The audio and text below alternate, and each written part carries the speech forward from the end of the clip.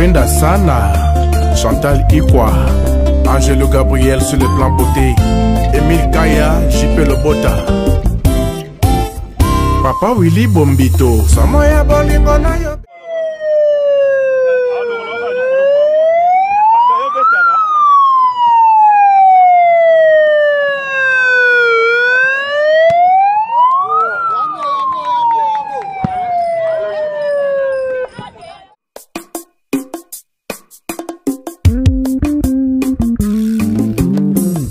Nakupenda sana, Chantal Ikwa, Angelo Gabriel sur le plan beauté, Emile Kaya, JP Lobota,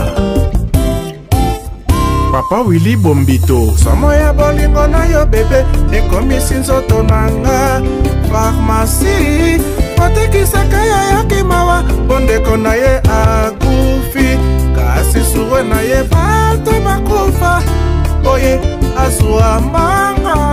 Charlie Prince Lala ya kanali ya engamba ondeko na ye akufi. Philippe Kafinga Evoloko,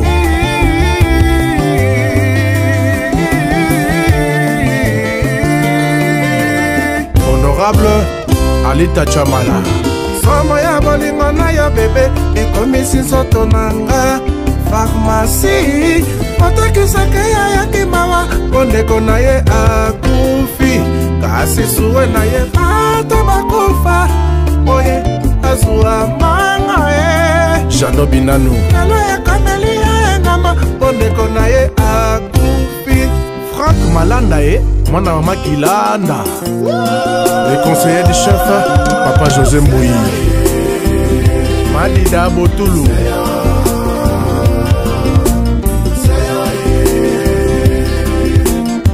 Yaps de Mukalinga ya Claude Lola. Beauté papa. Lelo Bobeti Balena bandeko la bien basi. Commentaire on y ça par rapport à rencontre. Rencontre le CP non makasi organisation président na biso de 10 mandunga sala qui moi loisir na commune ya Bondé na terrain 56 to beta na ba jouer malgré que ça peut jouer mais et l'équipe vraiment bien to CP le makasi Nice Mwanzo to c'est bon déjà. Et apparemment vous avez na difficulté makasi to biso to beta balité même le cadre loisir ne to beti. Cadre loisir. OK, merci. Bonjour. Bonjour. Baby singa ke raté bi. Na raté bimo ya engeza bimo ko professionnel, trop professionnel même. J'ai pas compris na raté. Mais deux fois baloba ke bana basi babosa na rabino mambotala ka masano bachara bino ki ba na rabino te melelo. Président pensé na bino commentaire nous année. En tout cas, merci Mingina, président de 10 Mandungu. Merci beaucoup pour penser na biso lelo ba maman. Penser na biso bana basi. Donc au sangisa biso na lisanobo. En tout cas, c'est une très bonne idée, une très bonne chose. C'est pelisi biso makasi. Maton de pa na ye nzamba pambola ye makasi. Amen amen. Oui, maman na nyoso ele kani awani boy ko senga na président. Et l'autre ko senga sous na président. Nzango pelisi. Nzango pesa loisir moko munene o peso espesara ba maman et surtout na cadre ya sport. Nzango pesa eza sport mo munene on to senga na président de 10 Mandungu akanisa biso pe côté ya Nzango asanisa biso lisusu na prochaine rencontre ezala Nzango vraiment. Et j'ai déterminé mozo senga Nzango parce que na bali bo se retrouver te. Wani c'est ka loisir papa mais to beta kaka ni to forcer le to forcer jour Nzango. Déjà problème te. OK, merci. Wapi bo senga kaisa na bana bandal to ndene. To zaka bandal na bandal kaka. Asanisa biso na bandal ata soki ekozala ta yolo ata wapi donc l'essentiel ba maman to sanga na kaka parce que ça ka bandal te quand même. C'est ça. Présent de 10 c'est ça ka présent ya bandal te. Ça présent ya ba nyonso. Ya Congo mobimba. Merci.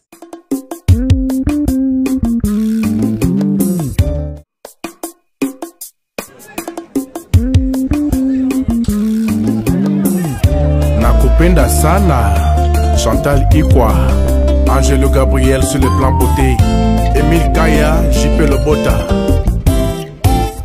Papa Willy Bombito, Samoya Bolingo na yo bébé ekomi sinzoto nanga, pharmacie otekisaka ya yakimawa bondeko na ye akufi, kasi suwe na ye bato bakufa, oye azwa manga.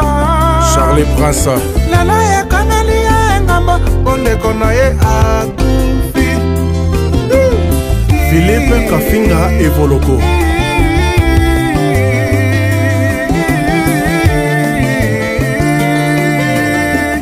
Honorable Alita Chamala. Somo ya bolingo na yo bebe ekomisi nzoto nanga. Pharmacie otekisaka yayaki mawa ondeko na ye akufi kasi suwe na ye bato bakufa oye azwa manga ye Jano Binanu lelo ekomeli ya engamba ondeko na ye akufi Franck Malanda ye mwana mama Kilanda le conseiller du chef Papa José Mouyi Madida Botulu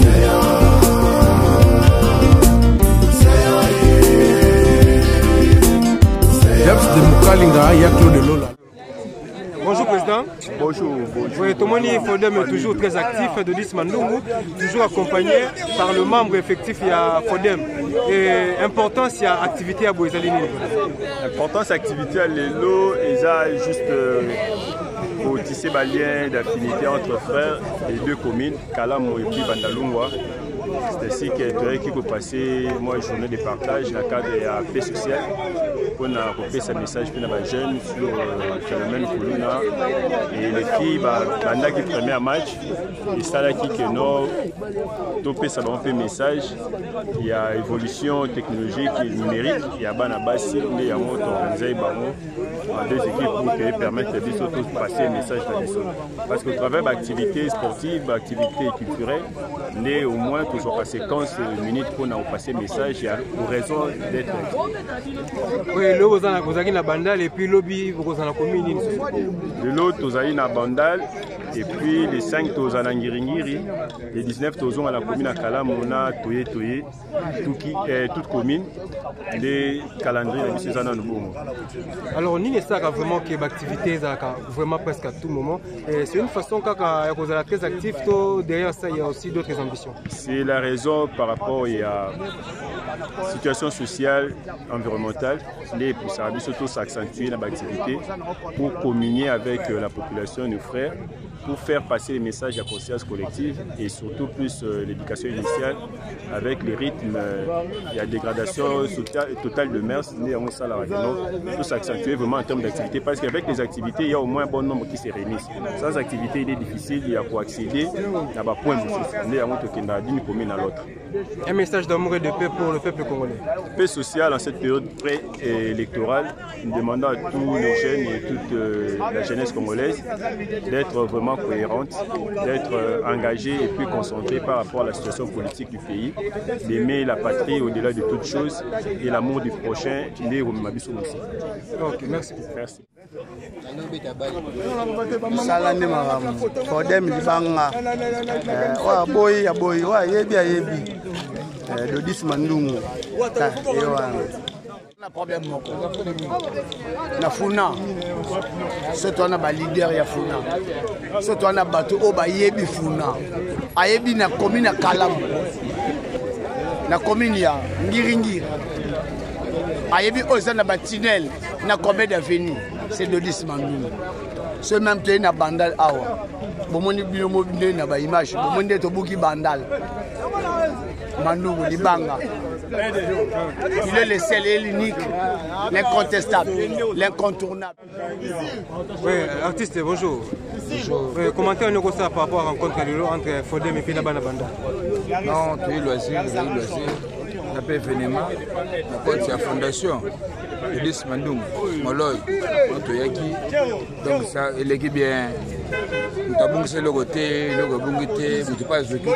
Bassa Bandal va gagner, Bassa Yolo. Bassa Bandi, Mbali Bandi, l'équipe bien. Bon. Bonne chance, Kana. Le message nous passe à la Bandeko, il y a Fodem pour participer et puis le message nous passe à la présidente Fodem.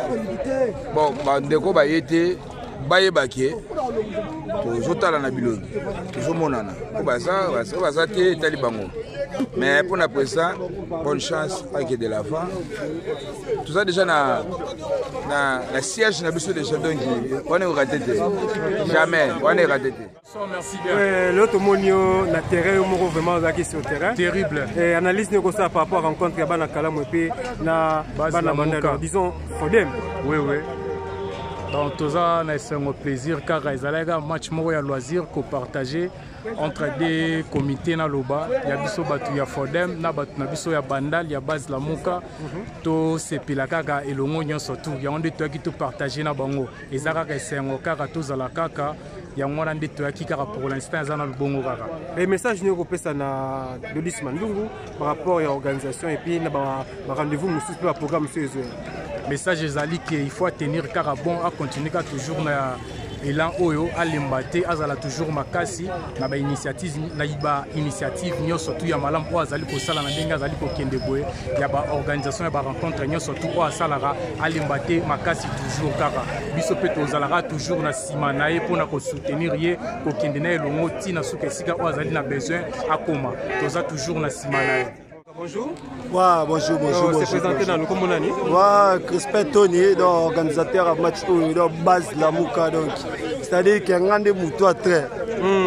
Base Lamuka, ah, tu as vu Fodel, les choses strictes qui toko, donc président de Dodis Mandungu Moloy, toujours en action. Donc, il jeune, il faut soutenir Kotama Boko.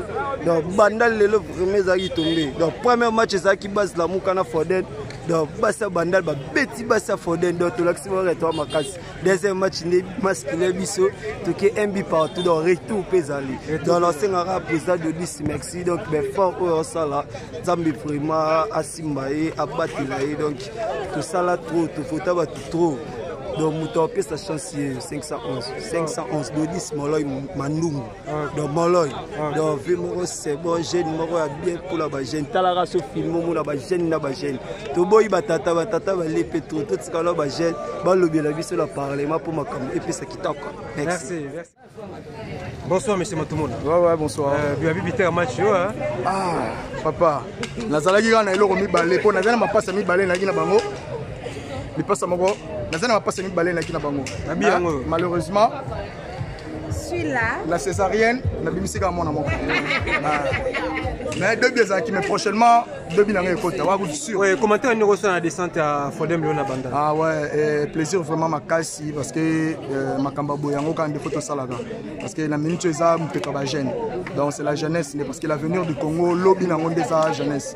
Donc on est vraiment très content et surtout qu'on a bateau bayandi biso wa Lamuka toujours le colo, c'est mieux on a Fodem, il s'appelle le mama lamu donc tout ça pour là au CP là. Donc Fodem toujours en avant. Et un message d'encouragement à l'encontre du président de l'IS. Pour le président de l'IS, ils ont autre le baraton union sur la prière na biso. Donc ils ont moment kaka ya ba exaucement donc nzamba exaucement comme nae. Donc makambo esalama ndenge pina nzamba obongisa nango. Mais babi prochain match pezali au promettre biso so marqué. Prochain match na ngana FC no de ma passe na bango yo. De ma passe na bango. Donc il raté. OK.